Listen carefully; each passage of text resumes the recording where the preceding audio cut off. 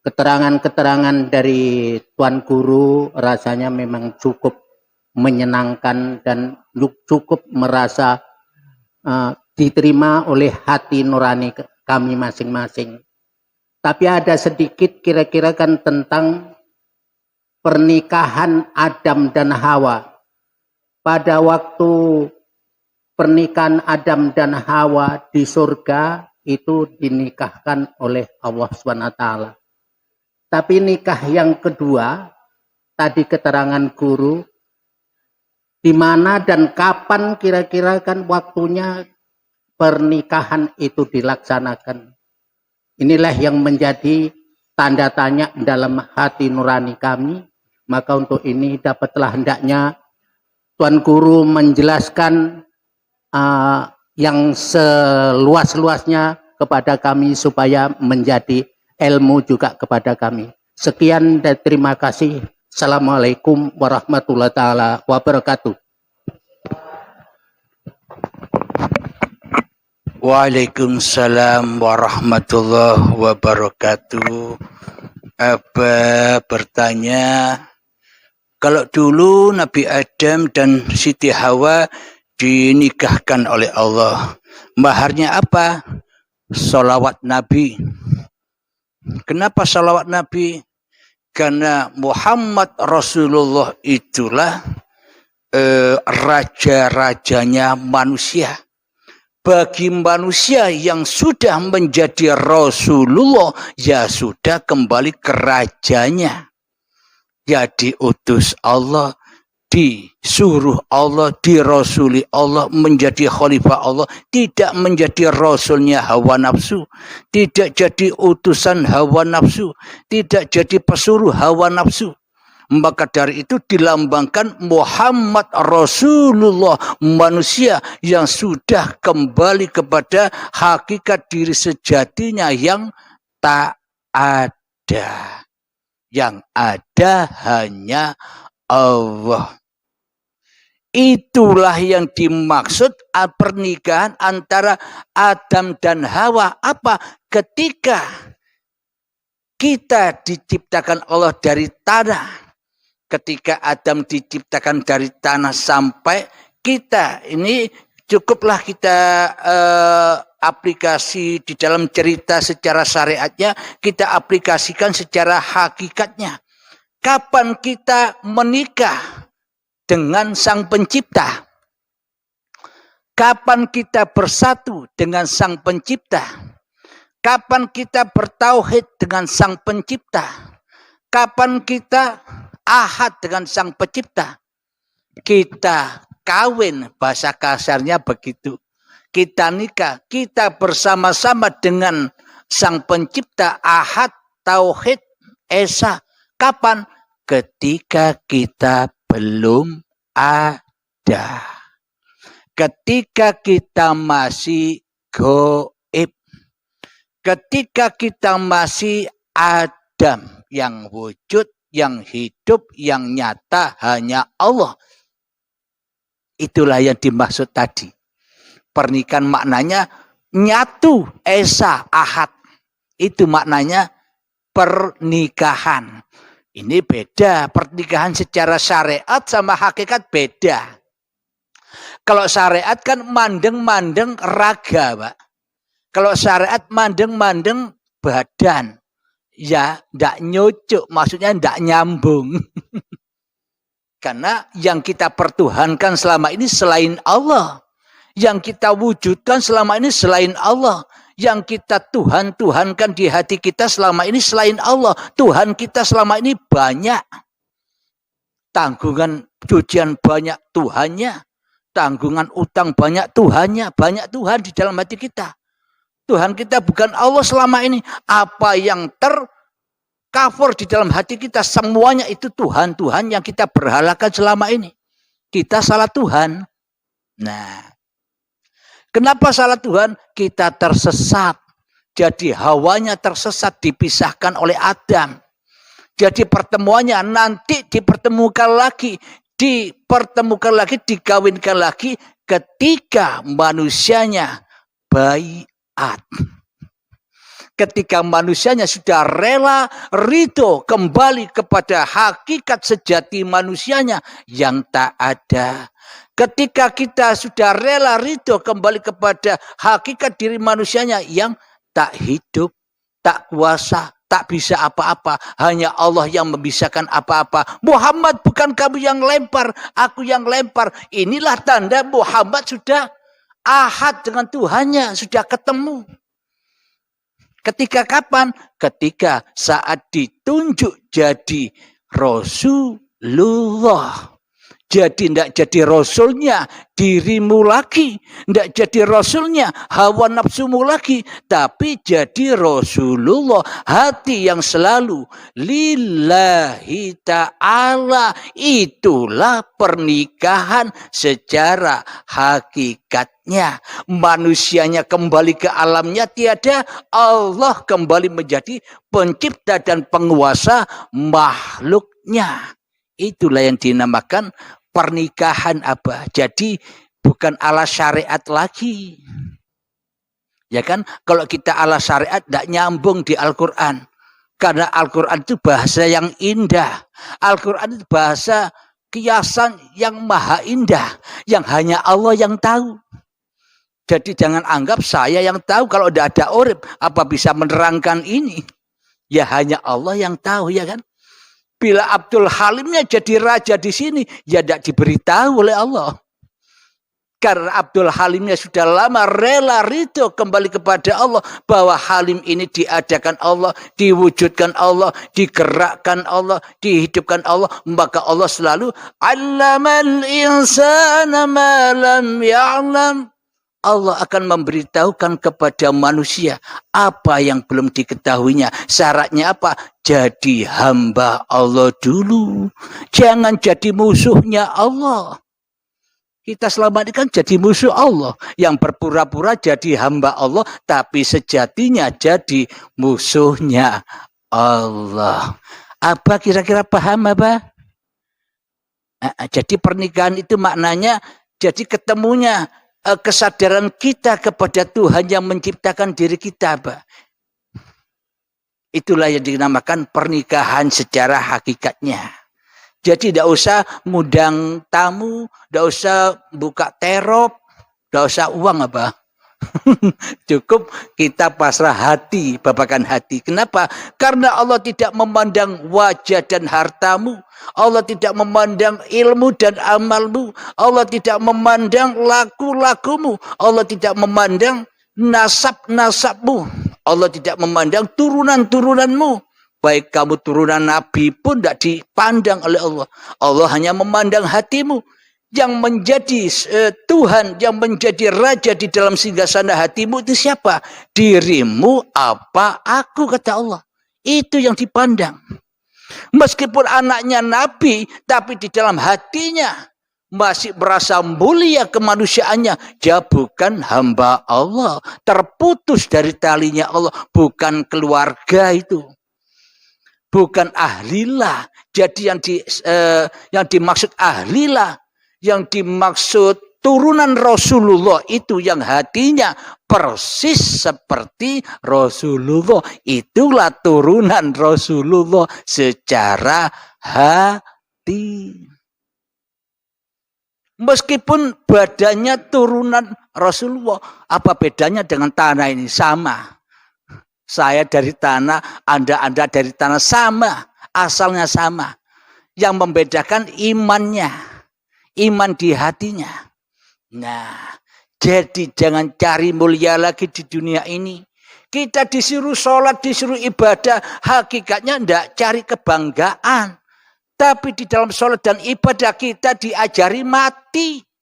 Diajari ketemu. Diajari kawin. Diajari nikah. Tapi kita tidak sadar selama ini. Jadi di dalam sholat dan ibadah kita, tahajud kita malah untuk kendaraan kita tambah bangga diri. Tambah sombong, tambah merasa mulia. Berarti kebalik kan tujuannya. Disuruh sholat, disuruh ibadah, disuruh puasa supaya kamu bisa mati. Kok tambah hidup? Kok tambah murup genini? Kok tambah barak apinya? Ya kan? Kenapa? karena salah Tuhan. Alhamdulillah. Abah, surganya itu di mana, Bah? Di atas? Surganya Allah. Iya. Iya, alhamdulillah. Kira-kira jawabannya bisa terpuaskan di hati apa? Alhamdulillah. Sobat-sobat yang lain bisa puas dengan jawabannya? Ibu-ibu sudah apa masih bingung jawabannya? Mudah kan? Alhamdulillah. Ibu, mudah dipahami ya? Ada pertanyaan kira-kira? Ada? Jangan malu-malu tanya apa siapa ibu itu. Alhamdulillah. Ada pertanyaan lagi kakangku Kang Mas Rustam, Haji Rustam, ada pertanyaan? Tidak ada. Bu Haji Rustam ada pertanyaan? Umi?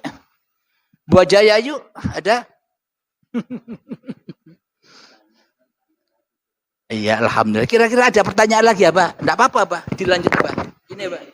Ada yang lain biar bertanya dulu. Mungkin ada yang lain pertanyaannya. Biar ramai.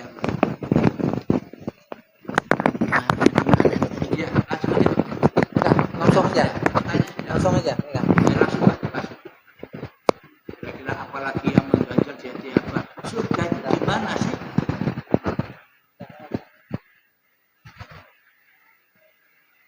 Selanjutnya pertanyaan yang kedua. Saya tujukan kepada Kiai, dapatlah hendaknya menjelaskan kepada kami, yaitu tentang Hawa tadi yang dikatakan Hawa itu adalah perempuan. Tadi ada disebutkan yang saya dengar tadi kan. Jadi hendaknya diperjelas lagi kan kepada kami supaya mantap penerimaan kami. Sekian dan terima kasih. Alhamdulillahirabbil alamin. Waalaikumsalam warahmatullahi wabarakatuh. Kita ketahui bersama selama ini pasti kita menganggap setelah kita mendengarkan kisah-kisah dari Al-Quran pasti ada cerita laki, ada cerita perempuan. Adam itu laki, Hawa itu perempuan. Secara syariatnya. Kenapa? Karena kita yang jadi Tuhan, pokoknya ikut kita. Kita manusia, ya kayak ceritanya manusia. Berarti kitab Al-Quran itu dari Allah apa ceritanya manusia sih?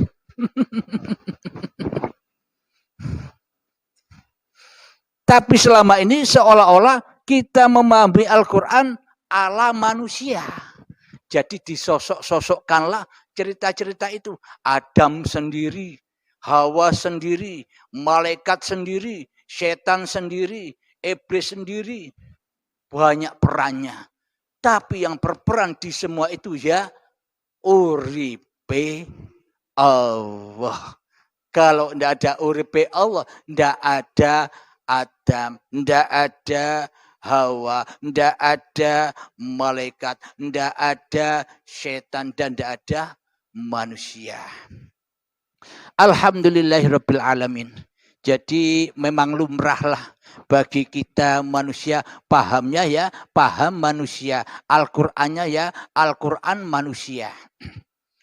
Akan tetapi Al-Qur'an itu dari Allah bila ditinjau dari pemahaman Allah, Adam dan Hawa. Jadi selama ini kan kita belajar di dalam agama Islam sudah diajari sejak kecil Allah wujud kita baqa muhalafatul hawadisi qiyamuhu binafsihi wadaniya kudrat irada ilmu hayat sama basar kalam qadiran aliman hayyan sami'an basiran mutakallima.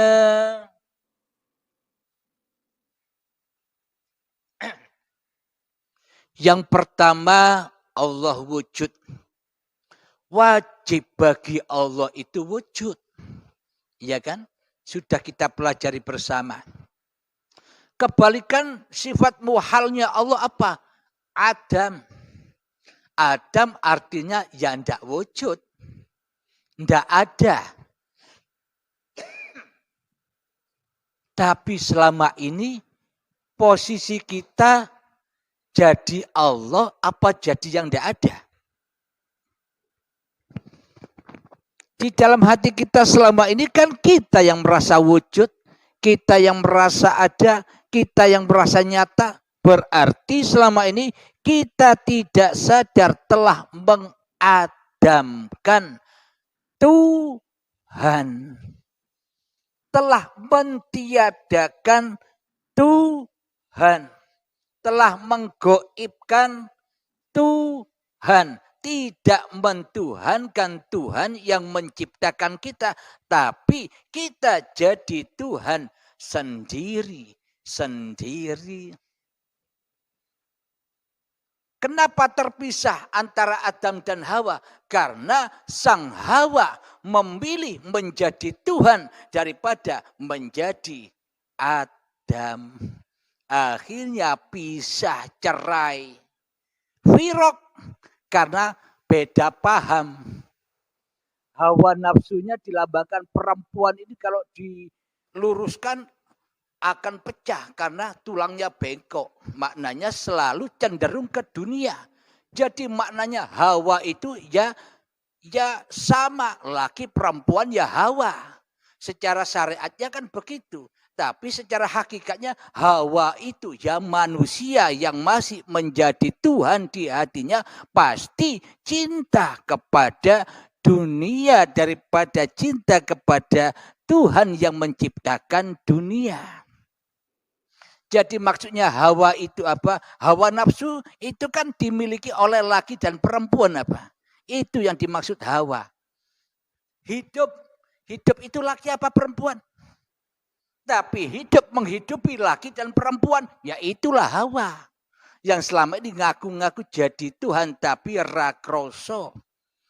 Jadi kapan dikawinkan lagi, dipertemukan lagi? Ketika manusia sudah sadar. Inna lillahi wa inna ilaihi roji'un.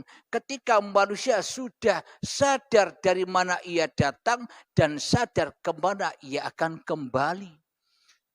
Awalnya tidak ada, kembali tidak ada. Itulah hakikat insan kamil, manusia yang sempurna. Kenapa? Sudah tidak ada bayangan manusia lagi. Karena yang ada hanyalah al-insanu sirri wa ana sirruhu. Hanya Allah lah yang merahasiai manusia. Alhamdulillahirabbil alamin. Bisa dipahami apa? Alhamdulillah. Jadi yang dimaksud Hawa itu secara syariat ya Siti Hawa. Siti Hawa, Hawa yang dari tanah. Jadi cenderungnya cinta kepada tanah. Kenapa? Karena semua dunia itu kan berawal dari tanah. Emas dari tanah. Intan permata dari tanah. Makanan dari tanah. Cintanya selalu ya ke itu. Soalnya sejenis. Makanya dikatakan Siti Hawa. Maka bila manusia sudah tak cinta kepada hawanya, tak cinta kepada dunia, maka manusia kembali ke hakikat diri manusianya. Apa? Enjoy saja, ngikuti apa yang diperankan Tuhannya. Sudah tidak jaga Tuhan lagi, tapi sudah dijaga Tuhan. Itulah surga. Ya kan Mas? Sudah tidak jaga Tuhan lagi. Allah kok dijaga. Gaya kita ini. Kita ini selama ini gaya tok. Jaga Allah. Yang besar dijaga. Masa yang besar jaga, yang kecil jaga yang besar. Tidak mungkin kan. Kita yang dijaga Allah. Noleh begini tidak bisa kalau tidak ada Allah. Jalan ke depan tidak bisa kalau tidak ada Allah. Mundur tidak bisa kalau tidak ada Allah. Itulah kita yang dijaga Allah. Bukan kita yang jaga Allah dengan ibadah kita. Maknanya ibadat dan sholat itu adalah ketika kita sadar bahwa kita tidak bisa apa-apa. Yomeluwai apa yang diperankan sudah. Itulah syariatnya Rasulullah. Jadi utusannya Allah. Bukan jadi utusan karepe dewe. Alhamdulillahirabbil alamin. Kira-kira bisa dipahami apa? Tuan Rustam, ada pertanyaan? Alhamdulillahirabbil alamin. Bila demikian kita tutup kembali. Rabbana atina fid dunya hasanah wa fil akhirati hasanah wa qina adzabannar.